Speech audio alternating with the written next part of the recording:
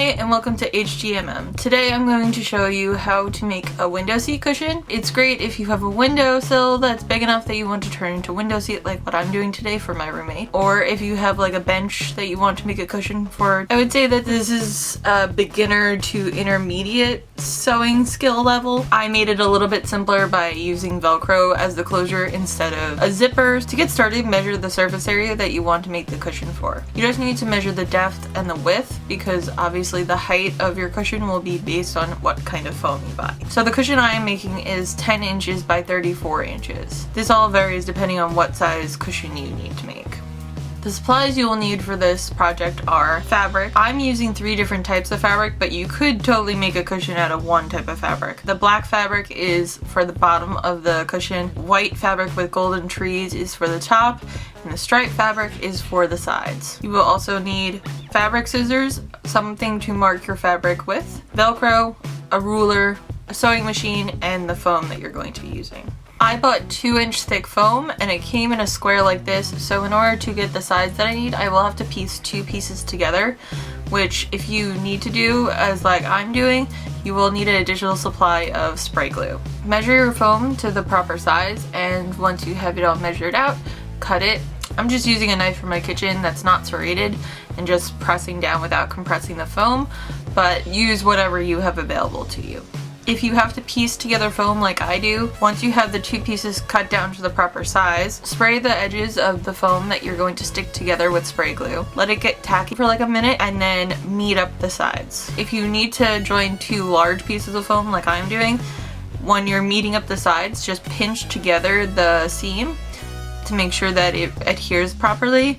But if you have a smaller piece and you can compress the whole entire smaller piece, you can do that instead of pinching the joint together. Once you have your foam all together, you can move on to cutting your fabric. Your top and your bottom fabric will be the same size, so you want to measure out the size of the cushion that you want to make. I'm using a 1/2 inch seam allowance just because with heavier fabrics I just like to have more wiggle room with that, because sometimes they can be hard when you're sewing. And then I also added an extra 2 inches to the side that's going to be the back of my cushion where the Velcro goes. For the side fabric, since my foam is 2 inches thick, I'm making a 3-inch strip of fabric so that it matches the 1/2 inch seam allowance that I'm using for the top and the bottom fabric. To get started, fold over the end of the side strip, sew 1 quick seam along there so when the fabric ends you have a nice folded edge and you don't have raw fabric. Once you have that edge folded and sewn, then you could start pinning it to your bottom fabric. As long as you match up the edges of the fabric, you cut and measured everything properly, this is pretty easy to do. As you can see, I also marked all my seam allowances and where the flap goes on my fabric just to make it easier for me as a guide. When you start pinning your side fabric, you want it to start right where you marked where the flap starts. You don't want it to be all the way at the edge of the fabric. For the bottom, I just did 1 side at a time, stopping after each side to pin the next side. That just made it easier for me to handle the corners properly. Before you pin your 3rd side, fold over the end of your side fabric like you did at the beginning and sew another seam at the edge so that you have a nice finished edge again, and then sew your last side. Before I moved on to adding the top, I trimmed off all the extra seam allowance on my bottom fabric just so that when I turn it all right side out it will lay properly. And then I just pinned my top fabric to the side fabric, and I actually did all 3 sides at once for this one because it was just lining up the edges of the fabric.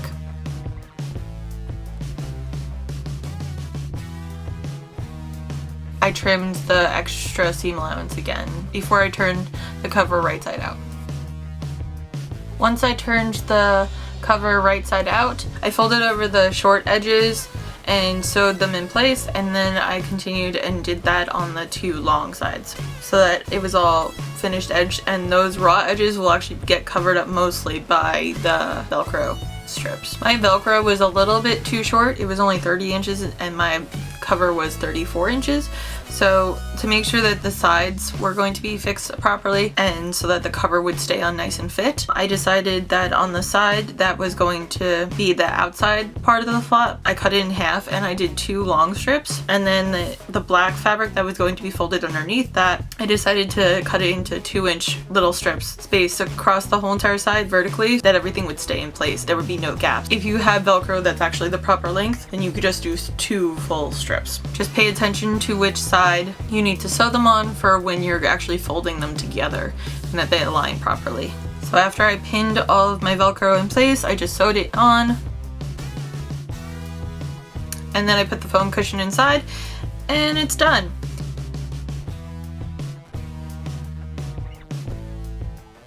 It came out really great. My roommate loves it. I really love how this cushion came out, and if you did too, hit that thumbs up button or leave me a comment below. And if you want to see more videos like this, make sure to subscribe to HGMM. And for more videos from me, you could check out my personal channel, Diving Headfirst. See you guys later. Bye!